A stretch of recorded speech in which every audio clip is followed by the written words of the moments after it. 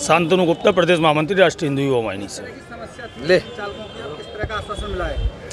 देखिए, रिक्शा वालों की ये समस्या एक सबसे पहली ये है कि इनके जो चालान हैं, गरीब लोग 5,000 रुपये से लेकर 18,000 20,000 रुपये के चालान कहाँ से भरेंगे। दूसरा, इनके साथ मानवता का तो कोई अधिकार है ही नहीं। जो पुलिस वाला आता है वो इनको मारपीट करना शुरू कर देता है। हाँ, आपने भी देखे होंगे कई बार इन लोगों को पिटते हुए। इनकी गाड़ियों का फिटनेस के नाम पर पैसा लिया जाता है, लेकिन तोड़ते सबसे ज़्यादा पुलिस प्रशासन ही है, क्योंकि जब डंडे मारेंगे तो वो उसकी फिटनेस रह कहाँ जाएगी।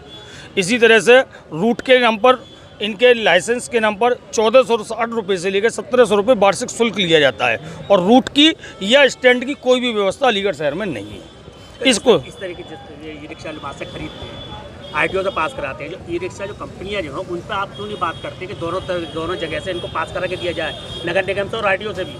ये इस परेशान ना जूझना पड़ेगा इसके लिए। और ये आरटीओ और नगर निगम ये कहते हैं कि जब हमने अपनी एक टीम बना रखी है तो हम डीलर को कोई भी इस तरह की वैकल्पिक व्यवस्था के लिए क्यों दें। वो डीलर तो करा के देगा ना, जो ई रिक्शा। डीलर का काम ही नहीं है ये डीलर का काम नहीं है सर। डीलर आपको, आप आज कार खरीदने जाते हैं, बाइक कार खरीदने जाते हैं, आप ना मोटरसाइकिल खरीदने जाते हैं, तो डीलर आपको आरसी और इंश्योरेंस प्रोवाइड कराता है, आपका लाइसेंस प्रोवाइड कभी नहीं कराता, आपको स्टैंड कभी प्रोवाइड नहीं करा के देता। आज ये सहमति बनी है कि जितने भी जो पुराने चालान हैं उन चालानों को ख़त्म कराने के लिए सीओ साहब ने, अभय पांडे जी ने ये कहा है कि हम कोशिश करेंगे कि उसको ख़त्म करवा दें। दूसरा, रूट का निर्धारण करा दें। तीसरा, जो वार्षिक शुल्क है जो जनवरी फरवरी में अब लिया जा रहा है पूरे वर्ष का, मात्र 2 महीने में पूरे वर्ष का जो चालान वो लिया जाता है, वो अप्रैल से इसको प्रायोजित किया जाए।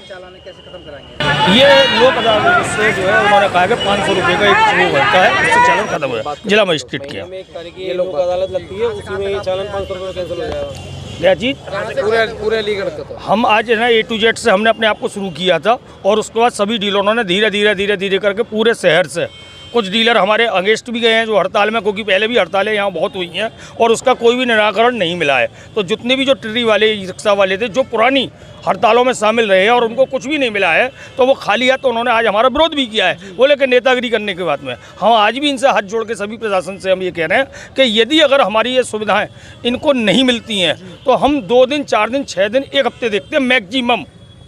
1 हफ्ते में यदि हमें थोड़ा सा भी व्यवहार चेंज लगता है, इन लोगों की परेशानी कम होती है, तो हम आगे के लिए इनको करते हैं, नहीं तो हम दोबारा यहाँ आने के लिए प्रतिबद्ध हैं।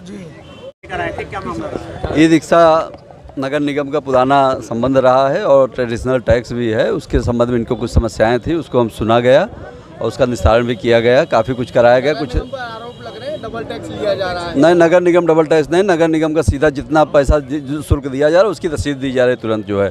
कोई नहीं, वो तो लाइसेंस अलग है, वो तो लाइसेंस बनाने का है। बाकी ये नगर निगम से जो होता है वो रूट का डिसाइड का है, इनकी सुविधाओं का है, इसका ये तरीका है इसका। डबल टैक्स लिया जा रहा है। नहीं, डबल टैक्स नहीं है, नगर निगम से टैक्स लिया जा रहा है, तो इन्हें सुविधा क्यों नहीं मिलती? नहीं, सुविधा इनको सब मिले, चूँकि संख्या ज़्यादा है। इस पर अंकुश लगाने के लिए नगर निगम जो है 4 जोनों में बांट करके प्रभावी कार्रवाई करने की व्यवस्था की जा रही है। उस पर एसपी ट्रैफिक साहब से बात करेंगे और पुलिस भी इसमें देखेगी कि नाबालिग बच्चे न चलाएं जो है। किस तरह का नियंत्रण किया जाएगा? कि 5,000 रुपये की रसीद काट दी जाती है और हमारे नहीं, नगर निगम से 5,000 कोई रसीद नहीं, वो ट्रैफिक व्यवस्था उसके लिए भी सीओ साहब बताए हैं जो है, वो देखा जाएगा, उसमें कोई ऐसा नहीं है। ई रिक्शा के जो लोग एकत्र हुए हैं उनकी कुछ समस्याएं थी जिसके बारे में वार्ता की गई। समस्याएं जैसे कि उनके पास स्टैंड की व्यवस्था नहीं है, मतलब जहां पर ई रिक्शा सुचारू रूप से खड़े हो सकें, और साथ ही लाइसेंस बनने में उनको समस्याएं आती हैं या ट्रैफिक के चालान उनके अधिक हो जाते हैं। इस संबंध में सभी उनसे वार्ता की गई। उन्हें आश्वस्त किया गया कि उनकी जो भी जेन्युइन मांगे हैं सभी पूर्ण की जाएंगी और उन पे आवश्यक विधिक कार्रवाई अमल में लाई जाएगी। उनके लिए भी हम लोगों ने चिन्हांकन किया है, उन पे कार्रवाई की जाएगी तथा जो जेन्युइन व्यक्ति हैं उन सभी का लाइसेंस बनवाया जाएगा। इस संबंध में आरटीओ महोदय से भी बात हो गई है।